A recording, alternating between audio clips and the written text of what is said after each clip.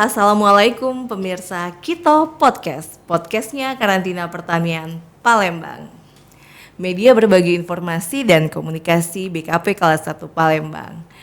Pemirsa, Sobat Karantina dimanapun Anda berada, senang sekali pada kesempatan kali ini kita kedatangan bintang tamu yang cukup spesial. Saya perkenalkan ya, kita bersama Bapak Kepala Stasiun Karantina Pertanian kelas 1 Bengkulu. Bapak silakan memperkenalkan diri Bapak. Oke, terima kasih. Sebelumnya saya ucapkan terima kasih kepada Balai Karantina Pertanian Palembang. Nama saya Bukhari, Dr. Wan Bukhari. Saya baru nyampai di sini. Dan juga tidak lupa saya juga ditemani oleh Kasubag Tata Usaha dari Balai Karantina Pertanian kelas 1 Palembang. Ya, selamat siang. Ya, Bapak Muhammad Sahrul SP. Pemirsa Kito Podcast, mari sekarang kita langsung aja tanya-tanya ke Pak Bukhari ya Pak ya mengenai SKP kelas 1 Bengkulu nih Pak. Itu kegiatan ekspornya banyak nggak Pak di situ? Alhamdulillah kami di Karantina Pertanian Bengkulu sudah hampir saya di sana 2 tahun. Untuk kegiatan ekspornya berjalan dengan baik, walaupun mungkin dapat saya sampaikan di sini kami di Bengkulu berkebetulan memang di pelabuhannya tidak selalu bisa jalan ekspornya karena ada kekurangan lah di pelabuhannya, sehingga selama ini setiap kegiatan ekspor baik komoditas pertanian karet, kopi dan yang lain-lain melalui Lampung, melalui Palembang dan juga melalui Teluk Bayur. Walaupun sebagian besar juga ada di SKP kelas 1 Bengkulu. Iya, kelas 1 Bengkulu. Untuk komoditi unggulannya sendiri apa Pak di karantina di sana Bengkulu? Termasuk pertaniannya cangkang, karet, juga kopi. Dan kalau yang untuk komoditas hewannya, sarang walet juga alhamdulillah walet, ada. iya. Ya yang lain ayam, bunga juga ada, bunga hias ya. Nah, itu enggak juga besar betul kalau dari Bengkulunya. Kalau untuk wilkernya sendiri Pak ada berapa wilker? Kami di sana ada 5 wilker di Bandara Fatmawati, di Pelabuhan Pulau Bay yang selama ini pelaksanaan ekspor, impor, di Pelabuhan Pulau Enggano dan di kantor pos. Yang selama ini terus berjalan dengan kegiatan yang selama ini memang ada di masing-masing wilayah kerja. Iya Pak. Kan kita seperti kita ketahui ya Pak ya, dari Palembang ke Bengkulu ini kan bisa via darat ya Pak ya. Untuk sinerginya sendiri antara karantina Palembang sama karantina Bengkulu ini sekarang dan kedepannya akan seperti apa? Mungkin bisa dijelaskan sedikit Pak? Ya, salah satunya dengan melakukan koordinasi ya antar UPT lingkup Barantan. Dengan begitu tentu saling menukar informasi terkait lalu lintas komoditas yang ada melalui darat antara Bengkulu, Palembang dan juga di Lampung, dan juga nantinya bisa nyebrang ke Cilegon, ke Jawa. Mungkin itu ya. Iya. Gitu. Oke. Kalau misalnya nih Pak di Bengkulu itu kan tadi ada cangkang sawit. Iya. Cangkang sawit itu juga banyak frekuensinya di situ.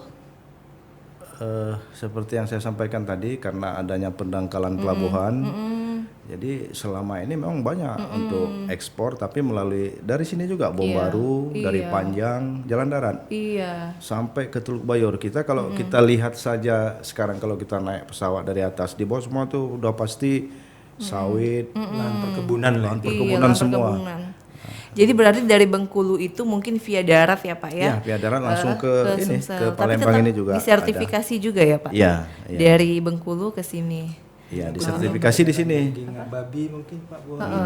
Kalau untuk kegiatan hewan Pak gimana Pak? Untuk lalu lintas daging babi memang setahun berjalan kita waktu itu hanya ke kebun binatang di Ragunan. Setelah itu ada masukan dari Dinas Peternakan Provinsi yang menyampaikan kepada pihak karantina sendiri di Bengkulu bahwasanya waktu itu mungkin di stop, tidak boleh ada importasi istilahnya lalu lintas daging babi yang ke luar karena kebutuhan di sana juga kurang. Nah, jadi sampai saat ini juga mungkin masih tersendat, belum banyak lagi yang adanya pengiriman daging babi ke luar Bengkulu. Padahal mungkin permintaan banyak kali ya Pak ya dari negara luar itu. Iya. Kemudian apa lagi ya yang mau kita bahas Pak? Ya mungkin kan nih Bengkulu terkenal dengan ini ya, bunga rafflesia itu ya. Iya, Kami bunga itu. rafflesia itu Pak. Kalau itu kan hanya sebatas wisata. Iya. Di sana ada bunga rafflesia, memang untuk tumbuhnya di gunung, di atas gunung satu-satu tumbuhnya. Jadi pas lagi tumbuh nanti baru datang yang Ada waktu-waktu tertentu mau berarti. melihat ada waktu Musimnya. tertentu. Tapi memang di sana ikonnya memang itu bunga rafflesia. Malah batu juga batu rafflesia. Oh. Warna merah itu. Iya, tadi kita udah bahas mengenai masalah karantina hewan, karantina tumbuhan. Sekarang kalau untuk kegiatan pengawasan di sana gimana Pak? Pengawasan Alhamdulillah penindakannya? kami di SKP kelas 1 Bengkulu untuk pengawasan di pintu pemasukan yang belum ditetapkan juga terus jalan. Malah di daerah perbatasan yang mungkin dari kita sini dari Lubuk Linggau ke Curup ke daerah kami, dari Padang juga terus kita lakukan pengawasan. Mungkin dapat saya sampaikan sekarang di sini dengan adanya pertemuan kita nanti di Keswan Provinsi Palembang ini, kita sudah terjangkit LSD, sudah rabies juga sudah, ASF juga sudah. Jadi sudah karena Ya, apalagi ini kan lagi batas booming masuk apa yang ya, banyak. yang di Kupang itu yang lagi ASF ya. Ya, ASF sudah, rabies juga sudah masuk. Iya. Jadi kedatangan Bapak ke Palembang ini dalam rangka membicarakan apa tadi Pak yang? Ada undangan rapat koordinasi Keswan dan Kesmaped yang diadakan oleh BP Fed Lampung ya. Itu nanti akan membahas tentang apa Pak? Mungkin kalau dari segi kita karantina hanya kita menyampaikan terkait lalu lintas yang memang tupoksi kita di pintu masuk keluar, dan dari mereka menyampaikan penyakit apa yang masuk selama ini di masing-masing provinsi. Itu mungkin yang dapat kita sampaikan nanti. Iya, berarti peranan karantina itu cukup penting ya Pak ya untuk menjaga lalu lintas komoditi baik hewan maupun tumbuhan. Kira-kira kedepannya nih Pak ada nggak sih Pak rencana yang akan dilakukan untuk meningkatkan pengawasan lalu lintas tersebut? Seperti selama ini kita laksanakan di UPT kita masing-masing atas arahan Badan Karantina Pertanian, kan lebih dikuatkan di perbatasan memang. Di samping kita selalu berkoordinasi mungkin antara terkait kita ya, yang lebih SKP dengan dinas, KSDA. KSDA dan yang lain-lain. Baik Bapak, terima kasih atas waktu dan kesempatannya sudah berkenan hadir di podcast kami. Mudah-mudahan kedepannya kalau datang lagi ke Palembang bersedia ya Pak ya. Ya. Podcast kami lagi. Salam Pak, sebelum kita tutup podcast hari ini, kita tutup dengan salam dari karantina ya Pak. Salam dari Palembang. Nanti kalau saya bilang salam dari Palembang, Bapak jawab Kito Paca. Oke, salam dari Palembang. Kito Paca. Ya, seperti yang kita ketahui Pak, Kito Paca itu adalah singkatan. Kita bersama. Singkatan. Enggak. Kito Paca itu artinya kalau di bahasa Indonesia tuh artinya kita bisa. Jadi singkatan dari kerja, ikhlas, tercapai optimal, profesional, amanah, cermat, akuntabel, dan konsisten. Oke. Kita paca. Kita pacak Pak.